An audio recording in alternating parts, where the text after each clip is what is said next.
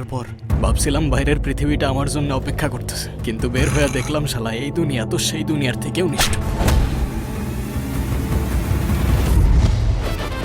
হয় শিকার হইতে হয়, নয় শিকার। এলাকায় সবাই কইতেছে আপনি নাকি আর নতুন রংবাজ। সবাই আপনার লগে কথা কইতে ভয় পায়, তাকাইতে ভয় পায়। তাহলে আমি কোন সাহস নিয়ে কথা কমবো? তাইলে বলিস না, 16 বছর পর আমি আমার মায়ের সামনে গিয়া দাঁড়াইছিলাম। 16 বছর পর আমার মা আমার একবারও ঘরের ভেতরে যাইতে বলে নাই।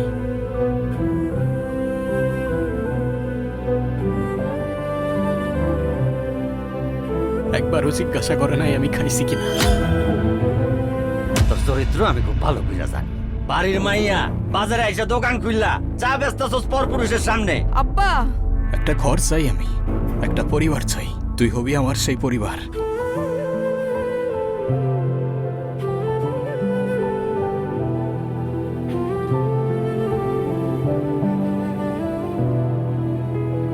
ও আচ্ছা, তাইলে তুই এই বুদ্ধি নিয়ে এই বাড়িতে আইছিস?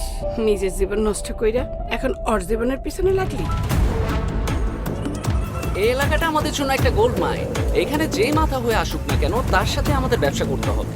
আমরা ব্যবসায়ী মানুষ বিজয়, ব্যবসায় আমাদের কাছে ফার্স্ট প্রায়োরিটি। এই কালো কি কর তুই চিনস তোর মালিক? মালিক হইব তোর বাপের। আমার মালিক এক আল্লাহ, দ্বিতীয় কোনো মালিক এই জমিনে পয়দা হয় নাই আর হবে না।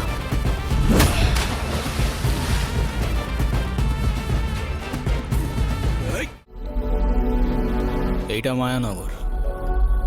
নাম মায়ানগর হইলেও এখানকার মানুষের মনে কোনো দয়া মায়া নাই। বলতে পারে না এটা একটা রাজ্য। রাজা রাজু কাকা আর রাজপুত্র আপনাদের সামনে। তবে রাজ্য থাকবে আর রাজ্যের দুশ্মন থাকবে না, তা কি হয় ভাইজান?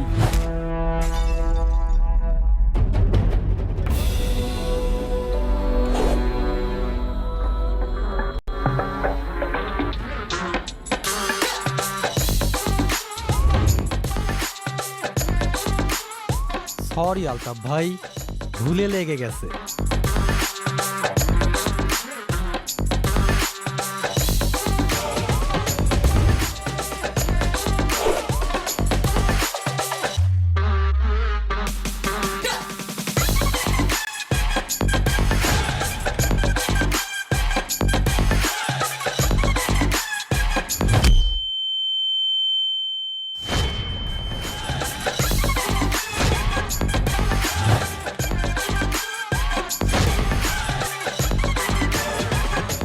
এই, আপনি বাইরে মারলেন কেন?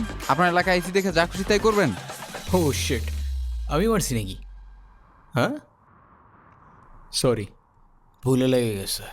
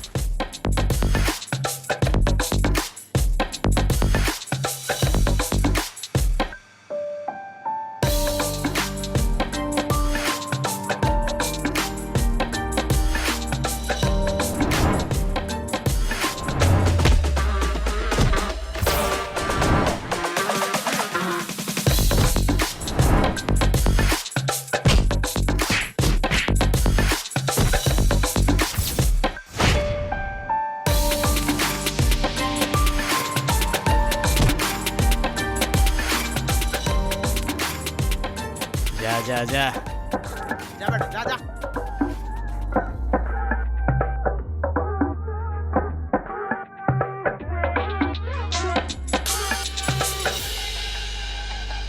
ভাই এখন কিন্তু বহুত বেশি বার বাড়তেছে, একটা সিস্টেম করা দরকার। রাজু কাকার জন্যই তো এখনো চুপ আছি, নাইলে এই মায়ানগর থেকে একটাও জিন্দা ফেরত যাইতে পারতো না। হ্যাঁ ভাই। আচ্ছা সাব্বির শোন, কালকে আবার একটু এখানে আসতে হইব। কেন ভাই? কাজ আছে।